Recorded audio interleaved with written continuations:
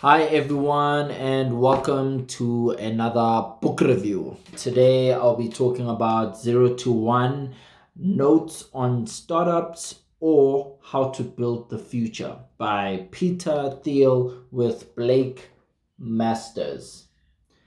So, I read this book a couple of months ago. Actually, it was actually the first book I read this year, but I just didn't feel like reviewing it at the time. And perhaps I think that tells you a bit about what I felt about the book. I think it's a very forgettable read, to be honest with you. So I look back at some of the notes that I made, and I decided to make a video on this. Actually, someone requested that I do review the book, so shout out to you, Zamani. Yeah, I think it is worth a review though. But from my point of view, from just from a just from a quality read point of view, it's not a book that stands out. But then again, where I will give it an out is it is kind of a compilation offering, right? Because it comes from notes and almost scattered thoughts that he's made over the years and kind of just decided to compile and share with us, almost like a really good LinkedIn post or LinkedIn article. It doesn't always have to be a complete collection of and structured thoughts. Sometimes it's just a few thoughts, and you take what you like and you leave what you don't. So I'll go through some of the points that I personally liked, but in order not to rob you, perhaps if you are interested in the book, let me just go through some of the chapters that stand out in the contents type of page. This book is 200 pages long, and it goes through a couple of ideas, right? From the actual challenge of the future, or how Peter sees the future, to what he thinks about competition. So, competition between companies and within industries, what industries he kind of thinks you should have a look out for. It talks about company secrets, so IP and culture, and some of those type of concepts are touched on. It talks about products, right? If how to approach which products to build, how to take them to market, and so on. Again, it's just notes based on the companies that he's invested in and run, as well as what he sees happening in the market. And then a chapter I really like at the end called The Founder's Paradox. And I'll just talk about this later on, just from a philosophical point of view. I really liked the ideas that he shared over there. Okay, so I'll go through some of the points, but they're not very complicated, and I think they're in line with the title of the book. So let's start there. 0 to 1. In the context of the book, it really means, first of all, starting, right? But from what he covers within the book, it's also talks about a fundamental start or a fundamental shift, if you were to contextualize it from an existing company looking to build into the future. So it's about starting, but from a fundamental change point of view, not so much on starting with the aim of incremental change or small changes. It talks about fundamental change. 0 to 1, right? Those are distinct stages or phases, if you want to put it that way. So one of the first key themes he talks about is competition, right? And he talks about monopoly as well. Okay, so you have competition, you have a couple of companies each owning a little bit of the market, and then you have a monopoly. One company is clearly dominant, has 80-90% of the market, and then there's one or two players that kind of dabble and get a little bit of the pie, right? So his whole idea behind this is to say, companies, he actually goes as far as saying all failed companies have something in common. They failed to escape competition. First of all, I don't agree with that, just that term, but I think maybe it's unfair because there's a context to how that line is phrased within the book. But just as a general sentiment, I don't agree with that, right? Because there's a plethora of reasons why companies fail. Even if we don't look at external factors, we look at the company itself. Companies do implode. Sometimes it's because of cultural reasons, political reasons within the company. They do sometimes drive themselves into failure and create opportunities for opposition to overtake them or destroy them completely. So I don't agree with that, first of all. But within the context of this, I hear what he's trying to say. Okay, so he talks about the case for monopoly, right? He's talking about you need to kill your opposition. You need to be so different that people can't compete with you. So which I think is a very inspiring way to look at it from a fundamental point of view. If you were to keep that in mind and to say, how do we offer something that's really different in the market and that people cannot mimic and create secondary watered down products from, right? I do agree with that because I think it is an interesting take and one that the likes of Steve Jobs, the likes of Elon Musk at Tesla have definitely subscribed to and have implemented very well. These are people who, from a philosophical point of view, knew exactly what set their business apart, and they really played to those strengths. And in the likes of Apple, for example, they really dominated now the mobile market, or at least the upper LSM mobile consumer space. I mean, they've killed it. Or yeah, so Tesla as well is on its way. I think it's done quite well in the energy, well, what is it, electrical cars space, but they also obviously make renewable energy solutions, batteries, solar power, and so on. So yeah, I agree with that. And he makes the example of airlines and talks about, airlines are worth quite a lot, but all of them kind of compete for the same market. They're not really that differentiated. So what you want to do, you want to be a Google. You want to really dominate your space and be the standard to such a point that from a Google point of view, you don't talk about let me go search this. You say, let me Google this, right? It makes me think about Skype. I was posting about it just the other week, how we would say, Skype me this. It became a verb. But again, just aligning to my earlier point, sometimes, like the Skype incident, it's not a matter of them failing to escape competition. That was, again, organizational inertia. When they were bought by Microsoft, I believe, at least, that's the reason why they opened up this massive gap for the likes of Zoom and other players like that to take advantage of. And now the likes of Zoom are making a killing. It makes no sense to me why Microsoft, with an already existing brand like Skype and a brand that they developed like Microsoft Teams, got beaten by Zoom. I think they dropped the ball. Someone needs to answer for that. So anyway, I digress.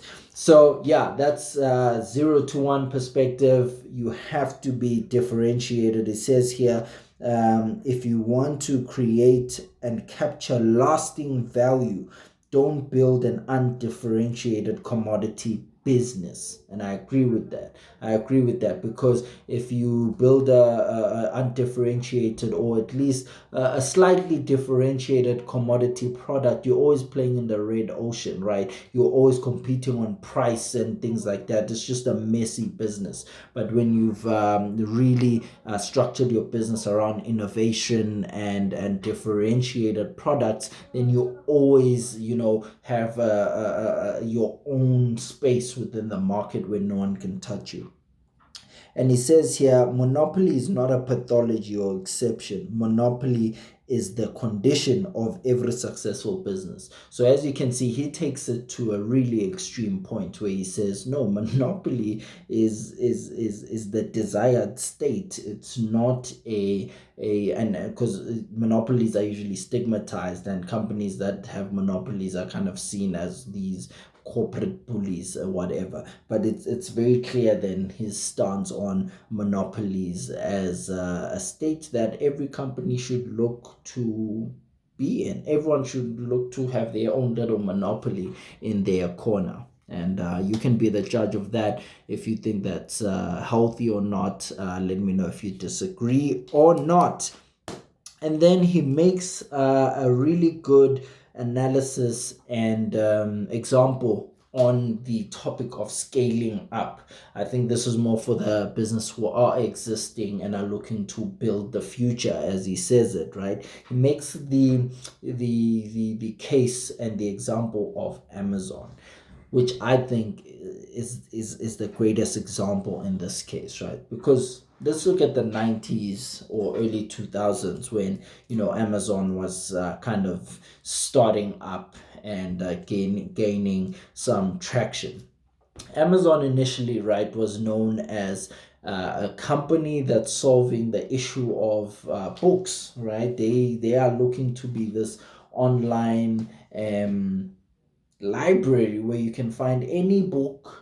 And books, there's so many books out there, it's hard to sort them, it's hard for anyone to store them under one roof. So what we're gonna do, we're gonna give you this largest the largest library in the world. You can order books, we'll get them to you, boom, done, right? Crazy concept, cool. They succeed at that. But then what they do is they start then branching out to say, hey, we are the guys that showed you that we can solve this problem of books, where you no longer have to drive around, go to every bookstore, phone around and see if they have this and that book. You just click, and here we are, we deliver a book to you. We're the guys that solved that for you. We've shown that we are reputable in that area. How about we also solve the problem of your computers or in the tech space? Do you want earphones? Just log on to us and search what we have. We bring it to you with your book, right? Oh, while we're at it, how about you also then buy how about you also buy your favorite movie or favorite music CD from us as well? Just search, boom, boom, boom. So went from this online book retailer to the largest retailer in the world, right? It went from competing with, in South Africa, we have, let's say, exclusive books or CNA, to competing with Walmart or Massmart in South Africa, right? So how did that happen? And it talks about how they scaled up into adjacent markets, but they first built credibility in this one niche, right? So it talks about dominate a niche, then scale to adjacent markets, and I think that's amazing, right? That's amazing advice, because I would be very interested to hear, though, what the initial plan was from Jeff Bezos. Did you always see this idea of being this mega super online superstore, or did it really just happen through organic business strategy evolution, when he saw that he had dominated the book market? But either way, it's just a perfect story of how a business can really evolve over time, and at this point in time end up being one of the most valuable companies in the world. I doubt they could have initially planned being or dominating the cloud space as well, which they do in the Amazon Web Services that they have. That also is a monopoly in the cloud space.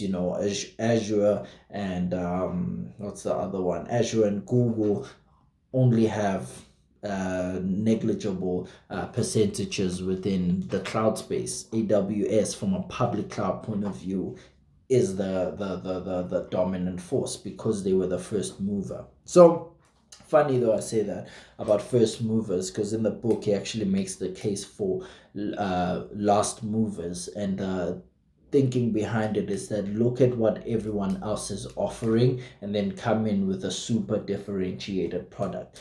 So then there again, I don't quite, doesn't always work. It works sometimes, sure, like from a Tesla, let's say, point of view, did work, but it doesn't always work because sometimes moving last, you just lose so much ground that you can't really catch up. And some industries are not that open or ripe for innovation or fundamental disruption. So the incumbent really can own an industry for decades, right? So it all depends. And I think maybe that's why I think I don't recognize this book as one of those classic business books that I'd refer to time and time again. I think the some of the cases that are made are very one-sided, are very biased, are very personally driven, which is okay. But I think it's good to know,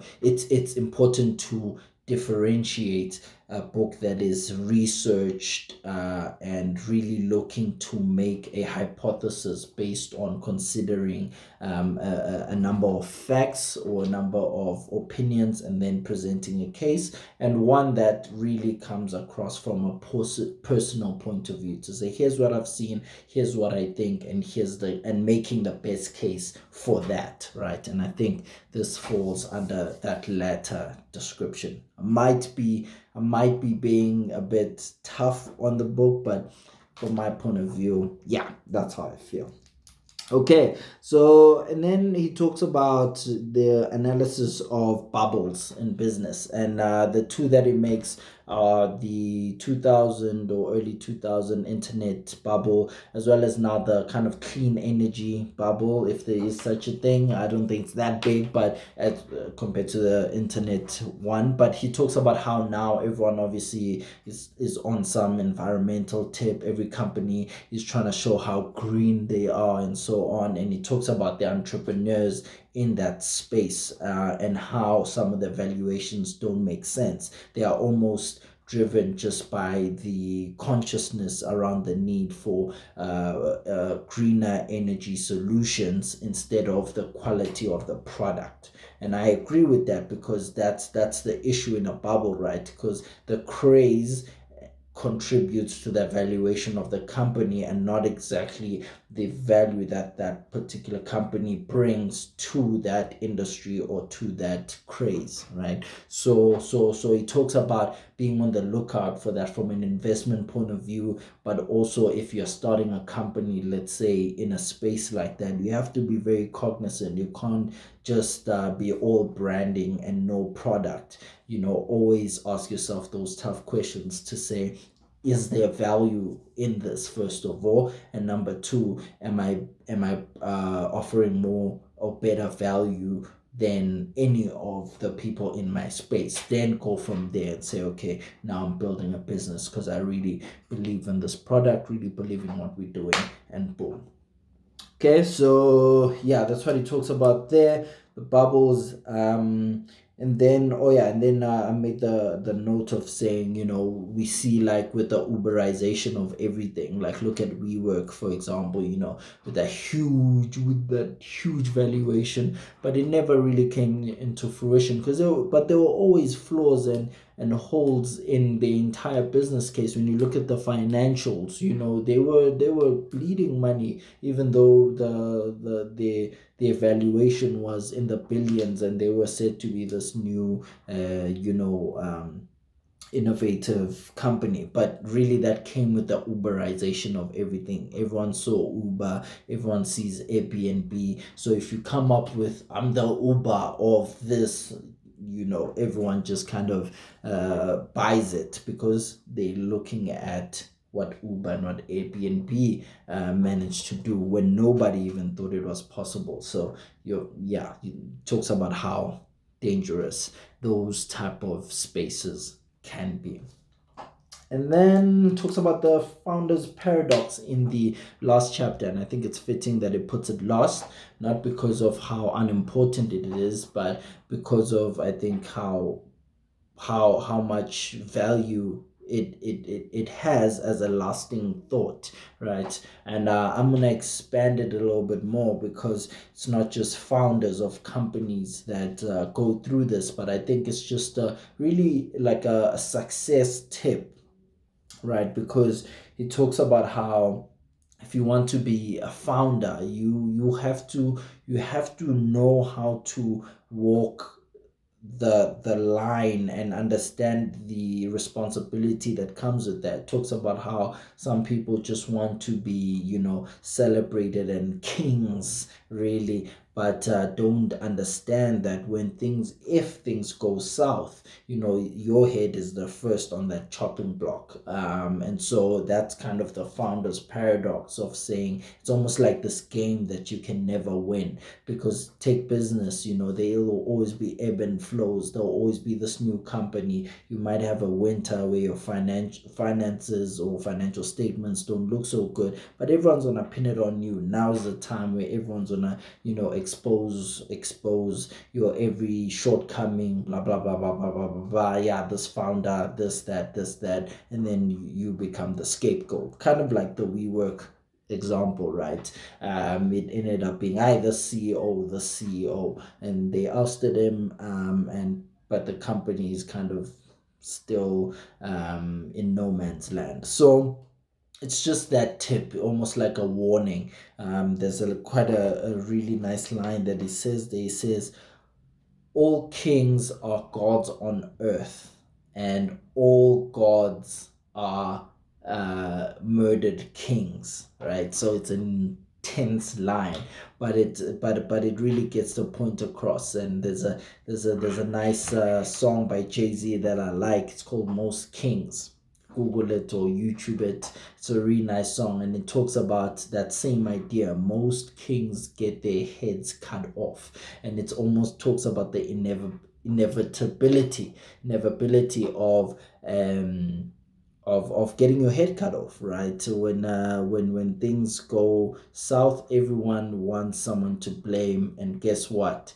There's no story that people love more than to see the fall from grace, right? So they cheer you up when you get there, and then they after you get there, everyone just wants to see your demise. So that's just a tip, that's just a warning to everyone trying to make it in the upper echelons of business, that understand that most kings get their heads cut off. So tread carefully. Cheers.